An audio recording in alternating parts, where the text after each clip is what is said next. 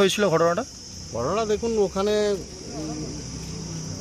কুমারেশ ভূঁইয়া, আপনারা জানেন তৃণমূলের যিনি তোলাবাজিতে প্রথম স্থানাধিকারী করে আছে এই মানে সাব ডিভিশনের মধ্যে, মানে ওখানে হেন কোনো মানুষ নাই যে যারা ওনার দ্বারা অত্যাচারিত হয়নি।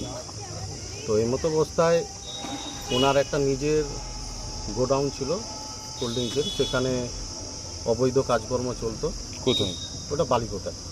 তো সেখানে আমাদের ভারতীয় জনতা পার্টির কর্মীরা ওখানে তারা ওনাকে আটক করে এবং সেই সঙ্গে আমাদের থানার তৎপরতায় থানার ওসি সাহেব ওখানে পৌঁছায় এবং ওনাকে ঘটনাস্থল থেকে বিবাদ মানে অভিযোগের ভিত্তিতে থানায় নিয়ে আসে। আজকের আটক কী কারণে? আটক দেখুন, বিষয়টা হচ্ছে উনি তো বিভিন্নভাবে তোলাবাজি থেকে শুরু করে এমন কোনো কাজ নেই যে উনি করেন না।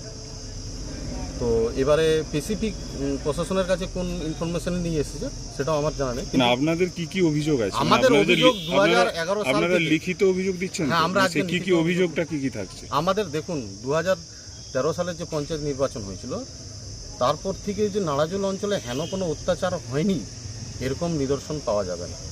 এখন ঘটনা হচ্ছে যে দেখুন 136টা কেস হয়েছে নাড়াজোল অঞ্চলে খালি বিজেপি করার অপরাধে বিজেপি কর্মীদের উপরে।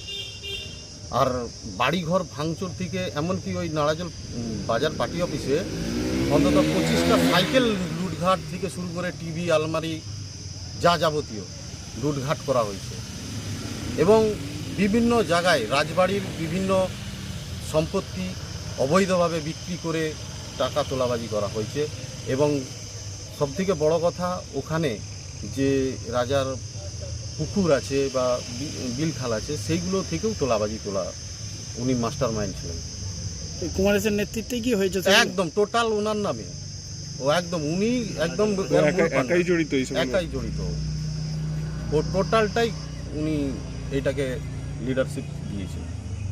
মানে কিভাবে এত পাওয়ার পেল কি করে? মানে দেখুন, ওনার মা এমএলএ ছিলেন। আচ্ছা, তো সেই সূত্রেই উনি এত দাম্ভিকতার সঙ্গে কাজ করেছে এবং মানুষের উপর দমনপীড়ন নীতি প্রয়োগ করেছে।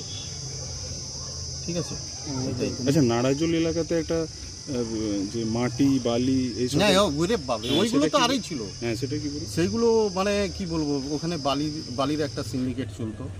আচ্ছা, তারপরে মাটির একটা কাজ, মানে যেটা ওখান থেকে উনি তোলাবাজি করছেন মাস্টার প্ল্যানের নামে। ওখানে বিভিন্ন জায়গায় মাটি চুরি হয়েছে, লুটঘাট হয়েছে, সরকারি সম্পদ।